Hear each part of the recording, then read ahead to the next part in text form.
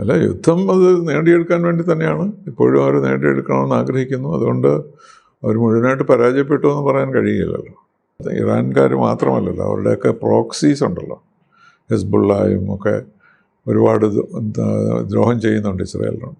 Gulf രാജ്യങ്ങളെ ആക്രമിച്ചു എന്നുള്ളതാണ് ഏറ്റവും ഒരു അപകടകരമായ സാധ്യതയുള്ളത്. അപ്പോൾ അത് മാറാൻ വേണ്ടി എല്ലാവരും ശ്രമിക്കും. അതിൽ അമേരിക്കയ്ക്കും ഇറാനും താല്പര്യമുള്ളത് കൊണ്ട് ഒരുപക്ഷെ കുറച്ച് ദിവസങ്ങൾ കഴിഞ്ഞാലെങ്കിലും ആ വഴിയായിരിക്കും പോവുക. ഇല്ല, എബ്രഹാം അക്കോർഡൊന്നും ഇനി ആരും സമ്മതിക്കുമെന്ന് തോന്നുന്നില്ല. സൗദി അറേബ്യ ഒപ്പിട്ടില്ലല്ലോ. നമുക്ക് ഈ 3 രാജ്യങ്ങളോടും, ഇറാനോടും ഇസ്രായേലിനോടും അമേരിക്കയോടും നല്ല സുഹൃത്ത് ബന്ധമുള്ളത് കൊണ്ട് അവരോട് നമ്മൾ പ്രസ് ചെയ്യേണ്ടത് ഈ ഗൾഫ് ഇഷ്യൂ ആണ്. ഇവർ തമ്മിൽ തല്ലുന്നതിനേക്കാളും ഇന്ത്യക്ക് നഷ്ടം വരുന്ന അല്ലെങ്കിൽ അമേരിക്കയ്ക്ക് നഷ്ടം വരുന്ന തരത്തിലുള്ള പ്രവർത്തനങ്ങൾ ഉണ്ടാകരുത് എന്നുള്ളത് ഇപ്പോഴും നമുക്ക് പറയാൻ കഴിയുന്നതേ ഉള്ളൂ. നയതന്ത്ര വിദഗ്ധൻ ടി പി ശ്രീനിവാസൻ സാർ ഒപ്പം ചേരുകയാണ്. സാർ, കഴിഞ്ഞ എപ്പിസോഡിൽ യുദ്ധം തുടരാനാണ് സാധ്യത എന്ന് സാർ സൂചിപ്പിച്ചിരുന്നു. പക്ഷേ ട്രംപ് ആണെങ്കിൽ യുദ്ധം വിജയിച്ചു എന്ന് പറഞ്ഞിട്ടുമുണ്ട്. ഇറാനിൽ ഭരണമാറ്റമോ ഇറാന്റെ ആണവ പദ്ധതി ഇല്ലാതാക്കാനോ ട്രംപിനോ അമേരിക്കക്കോ ഇസ്രായേലിനോ ഇതുവരെ കഴിഞ്ഞിട്ടില്ല. ശരിക്കും ഈ യുദ്ധം കൊണ്ട് അമേരിക്ക എന്തു നേടി? എന്തിനായിരുന്നു ഈ യുദ്ധം എന്ന ചോദ്യം അവശേഷിക്കുന്നില്ലേ?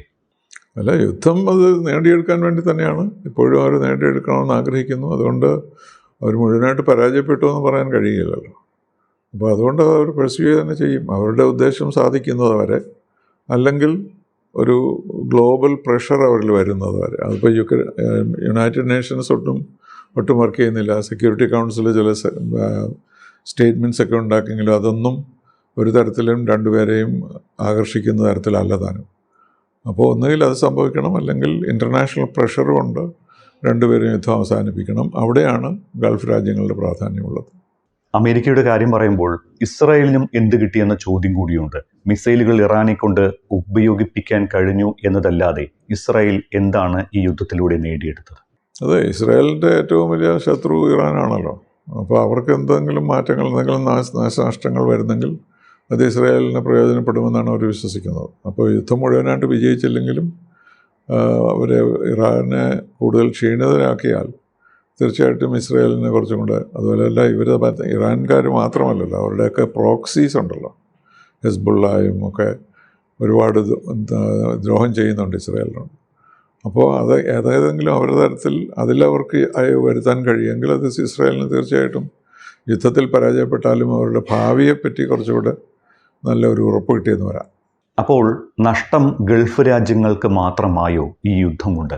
കാരണം ഇറാൻ എന്ന ഷിയ ഭരണകൂടത്തിൽ നിന്ന് സംരക്ഷണത്തിനായാണ് GCC രാജ്യങ്ങൾ അമേരിക്കക്കൊപ്പം കൂടിയത്.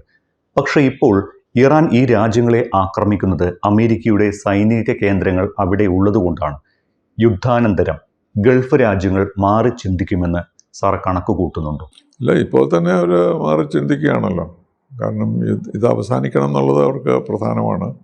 അതുകൊണ്ട് തീർച്ചയായും അവരുടെ ഇൻഫ്ലുവൻസ് ഇസ്രായേലിലുമുണ്ട്, അമേരിക്കയിലുമുണ്ട്.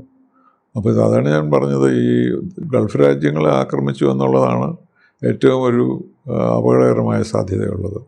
അപ്പോൾ അത് മാറാൻ വേണ്ടി എല്ലാവരും ശ്രമിക്കും. അതിൽ അമേരിക്കയ്ക്കും ഇറാനും താല്പര്യമുള്ളത് കൊണ്ട് ഒരുപക്ഷെ കുറച്ച് ദിവസങ്ങൾ കഴിഞ്ഞാലെങ്കിലും ആ വഴിയായിരിക്കും പോവുക.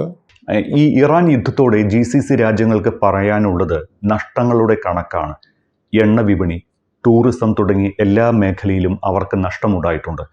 ഇവർ അമേരിക്കയിൽ നിന്ന് ഈ യുദ്ധം കഴിഞ്ഞ ശേഷം നഷ്ടപരിഹാരം ചോദിക്കുമോ? അതിനുള്ള സാധ്യതയുണ്ട്? അതൊക്കെ യുദ്ധത്തിന് ശേഷം ചിന്തിക്കാനുള്ളതാണല്ലോ.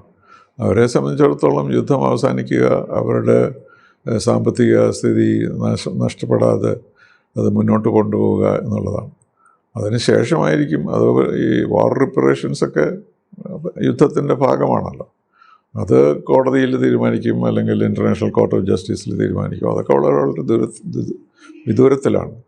യുദ്ധം അവസാനിപ്പിക്കുക ഏതെങ്കിലും തരത്തിലുള്ള ഒരു ഫോർമുല ഉണ്ട് എന്നുള്ളതായിരിക്കും ഗൾഫ് രാജ്യങ്ങൾ ഇപ്പോൾ ശ്രമിക്കുക. ഇവിടെ ഇസ്രായേലിന് വേണ്ടിയാണ് അമേരിക്ക യുദ്ധം ചെയ്യുന്നത് എന്ന് പകൽ പോലെ വ്യക്തം. അതിന് തിരിച്ചടി കിട്ടിയത് GCC രാജ്യങ്ങൾക്കും. അപ്പോൾ എബ്രഹാം അക്കോർഡിന് ഇനി സാധ്യത ഉണ്ടാകുമോ? ഇല്ല, എബ്രഹാം അക്കോർഡൊന്നും ഇനി ആരും സമ്മതിക്കുമെന്ന് തോന്നുന്നില്ല. സൗദി അറേബ്യ ഒപ്പിട്ടില്ലല്ലോ. അപ്പോൾ അതുകൊണ്ട് സൗദി അറേബ്യ ഒപ്പിടും എന്നുള്ള സമയമായപ്പോഴാണ് ഹമാസ് ഇസ്രായേലിനെ ആക്രമിച്ചത്. അപ്പോൾ അതും കൂടെ എല്ലാവരും ചേർന്ന് കഴിഞ്ഞാൽ പിന്നെ ഇസ്രായേലിനെ ആക്രമിക്കാനുള്ള ഇസ്രായേലിൻ്റെ സുരക്ഷിതത്വം വർദ്ധിക്കുകയുള്ളൂ. അപ്പോൾ ആ ശ്രമം തുറന്നുകൊണ്ടേയിരിക്കും. പക്ഷേ ഇന്നത്തെ സ്ഥിതിയിൽ സൗദി അറേബ്യയോ മറ്റു രാജ്യങ്ങളോ ഒന്നും ഇസ്രായേലിനോട് അടുത്ത് അഗ്രിമെൻ്റ് സമ്മതിക്കുമെന്ന് തോന്നുന്നില്ല. അപ്പോൾ ഈ യുദ്ധം ക്ലിയർ ചെയ്തെങ്കിൽ മാത്രമേ അവിടെ നമുക്ക് എന്തെങ്കിലും പ്രതീക്ഷിക്കാനുള്ളൂ. സാർ, മറ്റൊരു കാര്യമുള്ളത്, ഈ സുരക്ഷിത രാജ്യങ്ങളെന്ന് സ്വയം വിശ്വസിച്ച ഗൾഫ് രാജ്യങ്ങൾക്കും ഇനി സൈനിക ശക്തി ശക്തമാക്കേണ്ട അവസ്ഥയായോ? അതിലേക്ക് എത്തിയോ കാര്യങ്ങൾ? അത് അവർക്ക് അമേരിക്കൻസ് ആയിരുന്നല്ലോ അവർക്ക് ഒരു ഗ്യാരണ്ടി കൊടുത്തിരുന്നത്. പിന്നെ ഇന്ത്യയുമായിട്ടും ഡിഫൻസ് കോഓപ്പറേഷനുള്ള രാജ്യങ്ങളുണ്ട്, ഒമാൻ ഫോർ എക്സാമ്പിൾ. അതുപോലെ നമുക്കും അതിനകത്ത് ഒരു ഇൻവോൾവ്മെൻ്റ് ഉണ്ട്. ആക്റ്റീവായിട്ടല്ലെങ്കിലും ട്രെയിനിങ് പ്രോഗ്രാമും അതുപോലെയുള്ള കോഓപ്പറേഷനൊക്കെ നമ്മൾ ഈ രാജ്യങ്ങളുമായിട്ടുണ്ട്. അപ്പോൾ ആ താല്പര്യമുള്ള രാജ്യങ്ങളിലൊന്നും ചേരുക.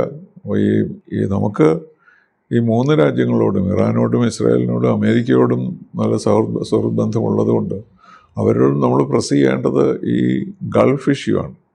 ഇവർ തമ്മിൽ തല്ലുന്നതിനേക്കാളും ഇന്ത്യക്ക് നഷ്ടം വരുന്ന അല്ലെങ്കിൽ അമേരിക്കയ്ക്ക് നഷ്ടം വരുന്ന തരത്തിലുള്ള പ്രവർത്തനങ്ങൾ ഉണ്ടാകരുത് എന്നുള്ളത് ഇപ്പോഴും നമുക്ക് പറയാൻ കഴിയുന്നതേ ഉള്ളൂ. അത് നമ്മുടെ പ്രധാനമന്ത്രി പറയുന്നുണ്ടോ എന്നാണ് നമുക്ക് മനസ്സിലാക്കുന്നത്. പക്ഷേ മറ്റൊരു 2 പേരുടെയും പ്രയോറിറ്റീസ് വ്യത്യസ്തമായതുകൊണ്ട് മുന്നോട്ട് പോകുന്നില്ല എന്നുള്ളതേ ഉള്ളൂ. അവർക്ക് കൂടുതൽ പ്രഷറാകുമ്പോൾ നാച്ചുറലി പുതിയ കാര്യങ്ങൾ ചർച്ച ചെയ്യപ്പെടും. നന്ദി സാർ. ഇനി നമുക്ക് ഈ ലോകക്രമത്തിൽ എന്തൊക്കെ മാറ്റം വരുത്തും, യുദ്ധാനന്തരം എന്ത് സംഭവിക്കും എന്നീ കാര്യങ്ങൾ കൂടി അറിയാനുണ്ട്. ഒപ്പം ഇസ്രായേലിനെ അറബ് രാജ്യങ്ങൾ അല്ലെങ്കിൽ ഗൾഫ് രാജ്യങ്ങൾ ശത്രുപക്ഷത്താക്കുമോ എന്നീ കാര്യങ്ങൾ കൂടി ചോദിച്ചറിയാനുണ്ട്. അത് അടുത്ത എപ്പിസോഡിൽ ചർച്ച ചെയ്യാം.